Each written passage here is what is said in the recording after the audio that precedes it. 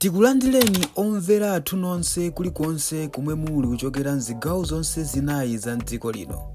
Dziwani kuti ifa Dreams Media timakunyadirani kwambiri chifukwa munapanga chisankho chotsatira ife kuti tizikupatsirani zonse zomwe zikuchitika mdziko muno. Palitu makamaka zipongwe zochuluka zimene chipani cha DPP komanso mtsogoleri wake amene ali APM adayankhulidwa nthawi imene ali ku opposition, ndipo zipongwe zimabwera mosiyanasiyana komanso zokamba zake zimakhala zinthu zosiyanasiyana. Kodi ndi chifukwa chani ya George Kasakula idali yopweteka kwambiri? So tikusiyana kanema ameneyi yemwe ali makamaka wapaka nthawi yapo, koma mungomvabe chipongwe komanso zina ziwiri zitatu zimene a George Kasakula amkayankhula kwa mtsogoleri wapano makamaka Professor Arthur Peter Mutharika. Koma ndikasiya kanema amene ndi manenanso kuti mukafika kumapeto mukumvera komanso kuonera, musamayiwale akungotipangako makamaka kuti nyadira popanga like, share komanso subscribe. Ndisajuti zoyankhula tatiyeni tionere ndi kumvera limodzi. The tragedy is that ADPP aganzira Malawi ndi anthu opusa kuti iwo angapange feature candidate yo sali fiti foti adakula ndi okalamba ali matenda ambirimbiri wa ukalamba munthu ndeti thupi la gonja, mafupa saugwira bwino, nthawi zinasolo mmutumu sukumbukira zinthu, nthawi zinawo kuti apa msana uwawa nyamakazi chani, you slow down. That's why nkhalamba sizigwiritsa ntchito, timapanga take over ana kusamala nkhalamba. ADPP thinks kuti katene kuti Peter Mutharika thinks kuti Malawi ndi opusa kuti iye akuzima kukhala ku nyumba because ndi okalamba, not a fault of his basi tayata. Then Malawi adzangodzuka pa 16 September basi boom tasankha Peter Mutharika kuti ndiye president. Why? Because he has the name of Mutharika, and so he has proven leadership. Sizikhala choncho. Mutharika is not fit. Ndipo Malawi, let's be serious. I mean, ngati Mutharika aupanga front anthu ena to do campaign, kuna dada wina angapanga front. Actually what he's doing, he's just showing how things can be if he can be elected. What it means that actually azachitoonjeza tsopano kuti ndasankhidwa ndiye panopa adzadisesa ndi anthu enawo. But the question is, anthu enawo asanapite pa ballot ngati president fire, why they not on ballot as presidential candidate ngati afuna president? And as Malawians, we will not really hold them accountable. While he's sleeping because of old age. Is that what Malawians? The fact that we play campaign, what makes us think Gudi Akozoza Gretchen president? Chino president is very hectic. We, for example, Pere as Galimot, like he did by Jambaba, Kudiba Sukaram Galimot. He's supposed to pay the was regard as he's supposed to stay long day, for example 6 July. President the whole day will stay. Somebody now president. There's a great change. Agarandira my diplomats who state house. Kukarabuno Zorongo Sok, Sanga Gapanga Spenes. As Gapanga delegate. Just like this delegating. I'm going to give you a Wabanga manifesto of Mount Sochi. My point is, if he's doing these things now, a candidate what it means that government will also be run by those people.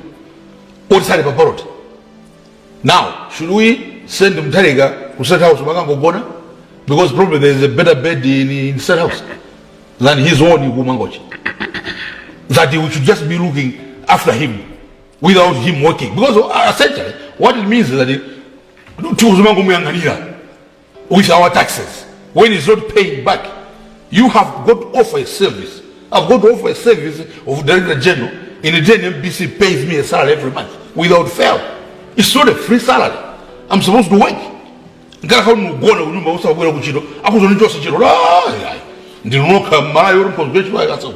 So what about a president? Amalawi, let's be serious. I would prove a leadership. Which prove a leadership as the Mutarika display in this country? That they can show it's proof of leadership. He has not given us any plan. He has not promised anything. He just said proof of leadership. When did he provide proof of leadership? The Mutarikas, including Bingwa Mutariga and Peter Mutariga, have just taken from this country without giving back. And this I can say, Masomu Gwa, Bingwa Mutariga, Ause Mutendere, and his brother, the one that is a candidate for DBB, they have taken more from this country than they have given. This Peter Mutariga, we know he was abroad. He was not paying tax in this country. He was abroad for many years. He only came here without investing anything. Today, he wants to be a current president. His old age, we should be the ones looking after him. He's not going to look after him as former president, but he wants to bed like State House. Now, as Malawians, are we serious? And the few times that he comes out, Zoipa, the tribalism, regionalism, the DPP is gaining currency. I heard General saying it also. I think it is a Chad, southern region. It is resources. So, what should people are willing to think? Could it be DPP? Is that the resources? Can they go to Longwa and the anti-campaign? Because he can't come to but you have said you are going to damage Lilongwe.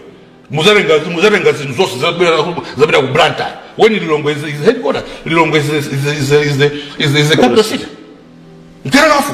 So, why do you want our votes? Your aim is to damage Lilongwe. Central region. Your aim is to damage the Central region. That's regionalism. That's tribalism. Typical of this old man. That's how they ruled themselves. It was regional. Tribalism, and they're saying it without shame. That's what they're going to do. It's the capital city. Quota system. Quota system. It's the same thing. The quota system is. So the question is, should we really give power to such a group and elect him to honor the Adapanga campaign? He has promised nothing. Have we heard? Has he promised anything in this country? They are strong on economy. Have they promised anything on the economy? Nothing. There's no plan. There was nothing. Their leader is sleepy. While somebody is busy touring the whole northern region, he wasn't gone. And they think Malawians are going to reward the Ogona. Unless Malawians are mad. We're to see the people. Tikuyamikeni Komanso kuthokozani popanga chisankho chokhala pamenepa kumvetsera komanso kuonera zomwe takubweretserani. Chomwe tingakupempheni choti ngati muli alendo pamudzi pano tapangani subscribe chifukwa mukatero inu ndife tidzendera limodzi kuyambira lero mpaka na masiku omwe akubwera kusogoloko. Timabweratu ndi nkhani zochokera ngodya zonse zinayi za mdziko lino kotero kuti inu simukuyenera kuti mukhale kunja kwa nkhani zimenezi. Tapangani subscribe, like, comment, komanso share kuti tikhale limodzi mu ulendo umenewu.